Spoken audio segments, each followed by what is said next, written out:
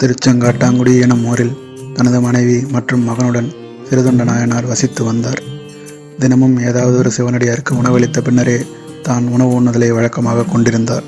ஒரு நாள் சிவனடியார்கள் யாரும் கிடைக்காதபடியால் சிறுதொண்டர் சிவனடியார்களை தேடி வெளியே செல்கிறார். அந்நேரம் பார்த்து அவர் வீட்டின் முன் ஒரு சிவனடியார் வந்து நிற்கிறார். சிறுதொண்டரின் மனைவியும் பணிப்பெண்ணும் அவரை உள்ளே வந்து உணவுண்ணுமாறு அழைக்கின்றனர். ஆனால் அவரோ, நான் இந்த ஊரின் கோவிலில் உள்ள அத்திமரத்தின் கீழ் அமர்ந்திருப்பேன் என்று கூறி புறப்படுகிறார். சிறுதொண்டர் வீடு திரும்பியதும் மனைவி நடந்ததை கூறுகிறார். சிறுதொண்டரோ அத்திமரத்திற்கு விரைகிறார். அங்கு சிவனடியாரிடம் வீழ்ந்து வணங்கி தனது வீட்டில் உணவு உண்ண வருமாறு அழைக்கிறார். ஆனால் அவரோ, நான் கேட்பதை உன்னால் தர இயலாது என்கிறார்.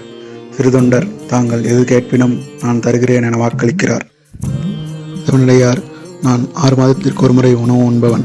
இன்று நான் உணவு உண்ணும் நாள். எனக்கு 5 வயதிற்குட்பட்ட ஒரு பிள்ளையின் கரியை தந்தையும் தாயும் சேர்ந்து கூறிட்டு சமைத்து தர வேண்டும் என்கிறார்.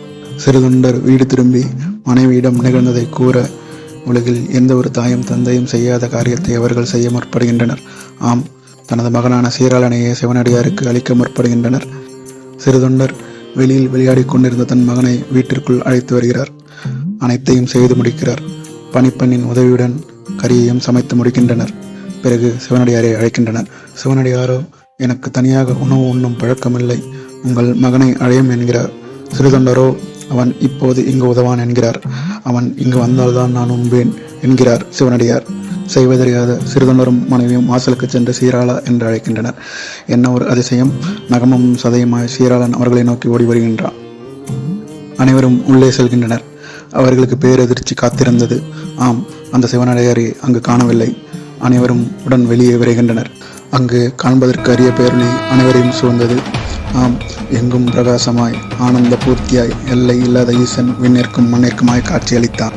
இந்த திருவிளையாடல் அனைத்தையும் நிகழ்த்தியது ஈசன் என்பதை அறிந்து பரவசமடைகின்றனர். சிறுதொண்டரின் பக்தியால் மகிழ்ந்த ஈசன் அனைவரையும் அந்த பேரொளியில் இணைத்துக் கொள்கிறார்.